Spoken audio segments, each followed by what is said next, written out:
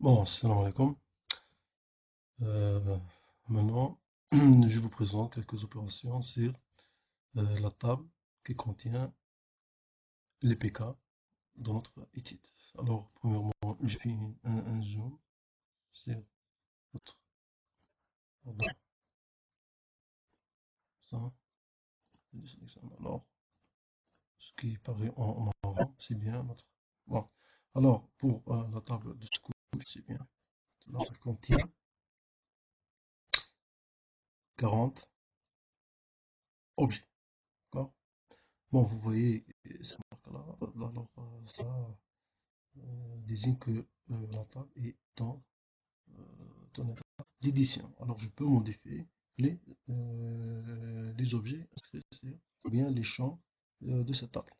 Alors, je veux premièrement calculer les coordonnées x, y de chaque PK. Alors, on constate que le PK est représenté par un segment, c'est-à-dire une ligne, hein. Donc, pour les coordonnées x, j'ai uniquement quelques choix. Je fais un clic droit sur la colonne x qui va contenir les coordonnées x. Alors, je fais calculate géométrie. Length, non, donc je fais x. Bon, vous voyez, il y a plusieurs choix. X coordinate of line start, c'est-à-dire x du début du segment, ou bien y du début, ou bien x de la fin, ou bien x du centroïde. Donc, je choisis ici x coordinate of centroïde, c'est-à-dire x du centroïde, unité en mètres. Donc, vous pouvez la modifier, laisse comme ça. OK. Y, même chose, calculer géométrie. Donc, je choisis y of 108. Voilà. Je change largeur de la colonne. Donc, vous voyez que les coordonnées sont exprimées en projection ETM fuseau 31. Alors, même chose, je peux calculer la longueur. Bon, ici, il faut d'abord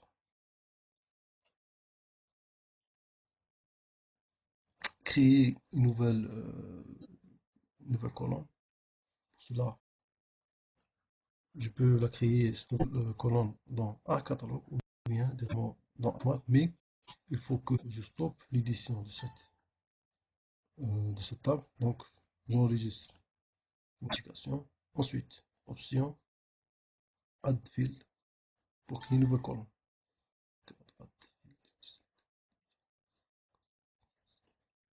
Ok, donc, je peux pas faire cette manipulation maintenant. Donc, je fais ça plus tard parce qu'elle est ouverte par un catalogue. Ok. Par exemple, je peux faire ça euh, dans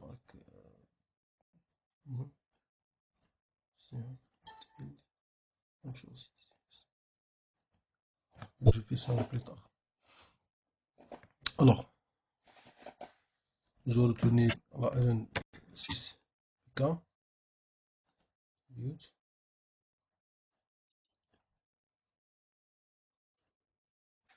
Alors, j'ai débloqué la table, donc je peux maintenant créer une nouvelle colonne. Je l'appelle longueur. Type, bon, choisis float. OK. Alors, calculer géométrie. Yes. Non, ce message apparaît lorsque lorsque la table n'est pas étable. Alors, et choisir la première, l'un, match. OK. Voilà. C'est le langage utilisé pour segmenter notre réseau OT. Vous voyez que les longueurs ne sont pas idem à 1 km. Alors, il y a ici qu'il y a 476, il y a 17 seulement, etc. Donc, le problème est connu.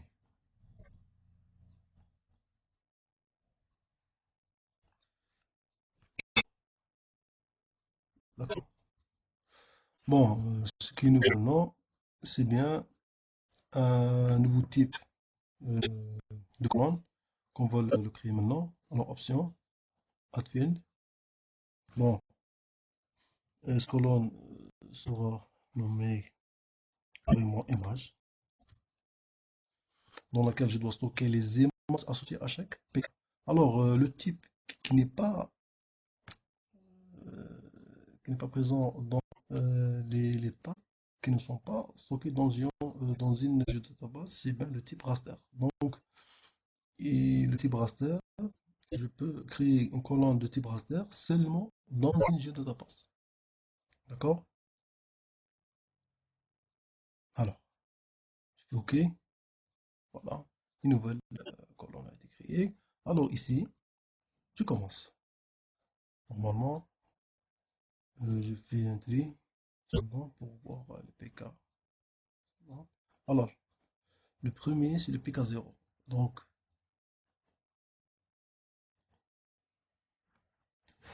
alors, il faut rendre cette table étape.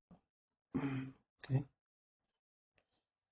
Puis, bon, right-click, clic droite pour acquérir ou bien pour charger notre image associée au PK0. Donc, load, suis le chemin ici. Alors, toutes les photos sont stockées, par exemple, ici.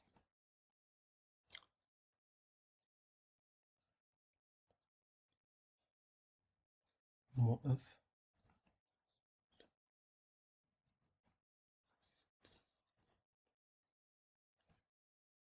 Alors, alors, GPF personnel,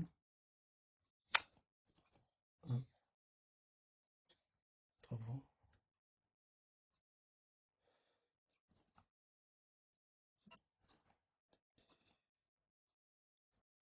photo. Alors, par exemple, P0, PK, ajouter. Ici, vous voyez qu'il y a plusieurs types. Il y a seulement 3 types d'images. Je choisis JPEG, compression qualité 75. Peut aller de 1 à 100, donc je laisse comme ça. Ok. Alors, vous faites ça. Vous pouvez afficher directement l'image associée à ce PK. PK, normalement, c'est le premier PK. Voilà. J'ai fait, voilà. Vous voyez que cette image est associée à ce PK. Et ainsi de suite. Vous reprenez autant que vous voulez l'image. Ici, c'est mieux. C'est mieux. C'est la meilleure façon d'intégrer des images. Beaucoup d'images raster dans une table de données ou bien dans une database. Alors, il nous reste encore une autre procédure pour insérer ou bien pour accorder des fichiers multimédia, par exemple comme des images, ou bien des vidéos, ainsi que d'autres types de fichiers, comme par exemple des fichiers PDF, ou bien des fichiers texte, qui englobent par exemple des informations associées à ce tronçon, ou bien carrément des tables. Alors, pour cela, il faut ajouter une nouvelle, une nouvelle colonne. Cette nouvelle colonne va contenir le lien hypertexte du fichier qu'on peut le visualiser par un simple clic sur l'objet géométrique. Alors, pour cela, vous voyez que la table est éditable. Je dois stopper l'édition. Par contre, je dois sauver les modifications apportées. Je fais option, add field, ajouter nouvelle field. Je l'appelle link, où je dois stocker notre, alors, type texte, length. Donc ici, c'est-à-dire le lien c'est 50 lettres. J'ai deux façons, ou bien soit écrire ou bien j'écrire tout le lien dans le champ que vous créez, ou bien carrément j'écris uniquement le nom des fichiers et concernant le lien, je dois le mentionner ArcMap dans un autre endroit. Alors ici, j'ai choisi par exemple 20, ok, pour pas changer. Voilà. Par exemple,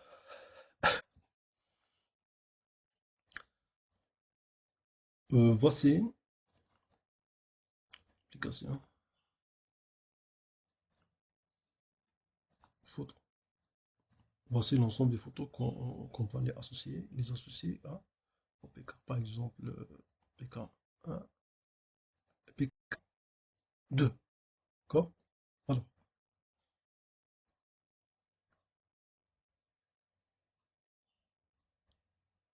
Alors,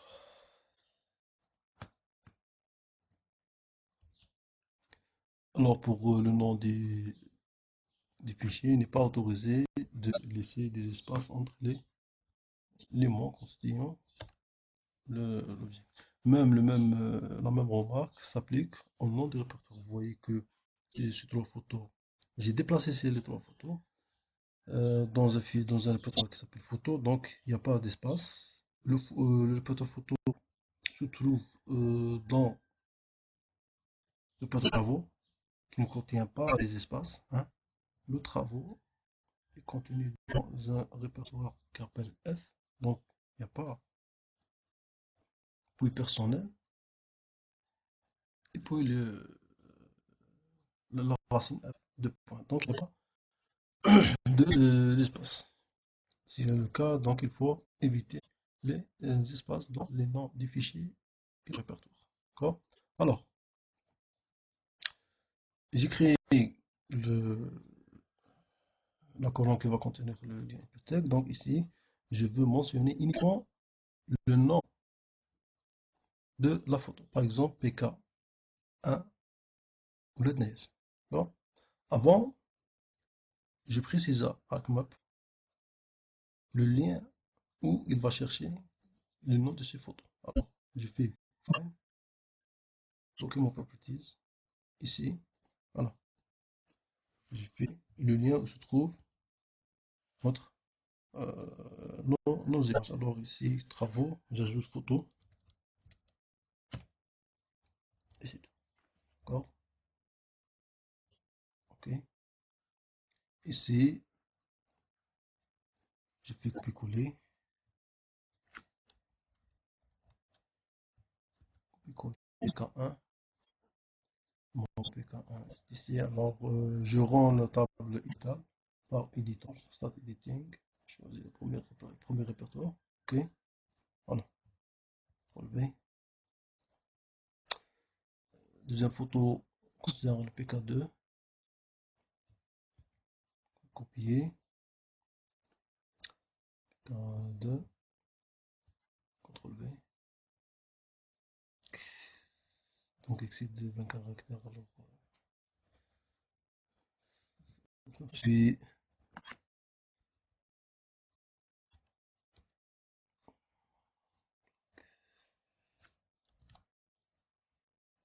OK. Troisième photo. Si je dois changer le nom, parce que j'ai excédé le nombre de caractères. Oui. PK5. C'est 0, 1, 2, 3, 4, 5. CTRL-V. Hop. Alors, stop editing. Oui. OK. Alors, pour pendant que-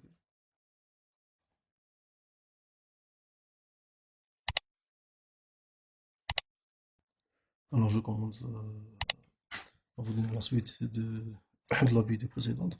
Alors, j'ai terminé de saisir dans la colonne link le nom des fichiers, notamment les images. Je peux écrire aussi ici les noms des vidéos, ou bien les noms des fichiers PDF, TXT, fichiers Word, un tableau Excel, etc. Tous les types de fichiers sont autorisés à être inscrits dans cette colonne. En parallèle, je dois mentionner, comme j'ai déjà dit, à ArcMap le chemin complet euh, le chemin complet de ce fichier-là. Donc, vous faites fin. Document properties, ici, voilà. Toutes les données, ces images-là, sont stockées dans le chemin suivant, qui est mentionné là. D'accord. Ok. Alors, pour activer l'opération de link, c'est bien ça, hyperlink. Donc, vous voyez ici, ne marche pas. Pourquoi? Parce que j'ai pas précisé à ce moment dans la couche analysis qu'il y a un lien vers des images ou des films multimédia. Alors pour faire ça, alors dans ce fichier-là, properties, je fais display, support hyperlink using field, je coche ça, cadre. Alors je précise que le chemin se trouve dans la colonne link et vous voyez qu'il y a trois possibilités, documents comme dans notre cas, ou bien vous pouvez préciser un URL, donc dans le cas où un lien hypertexte vers une page HTML par exemple, ou bien vers un petit programme qui s'appelle macro, dans le cas où on veut personnaliser euh, les tâches. Alors dans notre cas c'est bien document, appliqué, ok. Bon, vous voyez qu'il y a des objets qui apparaissent en couleurs différentes. C'est bien, ce sont les objets qui sont attachés avec un lien hypertexte. Bon, je clique ici, voilà.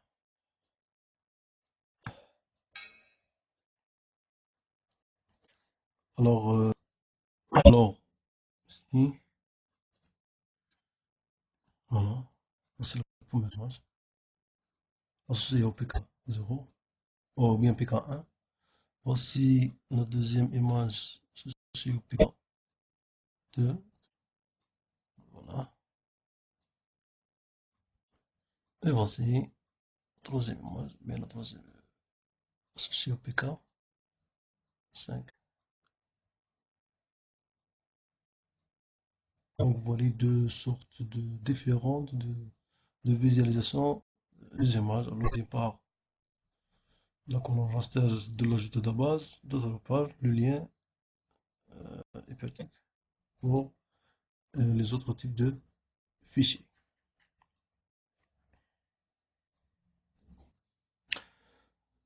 Aussi, je peux appliquer cette méthode pour pas mal de types de fichiers. Par exemple, j'ai un fichier qui s'appelle le PK7info. Alors, quand ça concerne le PK numéro 7, alors carrément, je fais copier-coller de son nom avec l'extension, bien sûr. Je peux coller son nom dans la ligne correspond à K7. Là. Et j'ai fait Save Edit. Ensuite, clique sur, voilà, voici le PK7. Donc, vous voyez carrément le fichier Word affiché avec des informations concernant le PK numéro 7 avec une photo.